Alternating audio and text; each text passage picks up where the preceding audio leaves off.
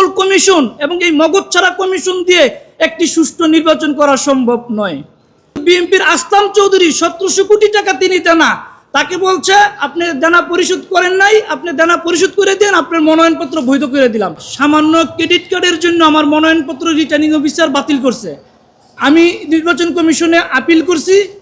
Commissioner Masud সাহেব তিনি আমাকে জিজ্ঞেস করলেন, আপনি যে ক্রেডিট কার্ডের ঋণ দেনা ছিলেন এটা কি পরিশোধ করছেন? আমি বলছি জি। তার হাতে আমি কপিটা দিছি, দেওয়ার পরে তিনি আমার পরিশোধের কপিটা দেখে বলল যে আপনার নামঞ্জুর।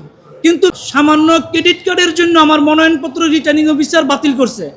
আমি নির্বাচন কমিশনে আপিল করছি।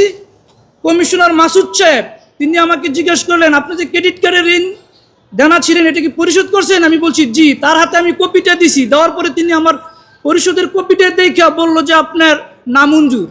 কিন্তু বিএনপির আসলাম চৌধুরী 1700 কোটি টাকা তিনি দেনা, তাকে বলছে আপনি দেনা পরিশোধ করেন নাই, আপনি দেনা পরিশোধ করে দেন, আপনার মনোনয়নপত্র বৈধ করে দিলাম। এই যে বৈষম্য, এই যে মগজছাড়া নির্বাচন কমিশন, আজকে আমার 2টি মনোনয়নপত্র হাইকোর্ট আমাকে বৈধ ঘোষণা করছে, আমি ন্যায় বিচার পেয়েছি। আপনাদের মাধ্যমে শুধু জানাতে চাই এই দুর্বল কমিশন এবং এই মগজছাড়া কমিশন দিয়ে একটি সুষ্ঠু নির্বাচন করা সম্ভব নয়।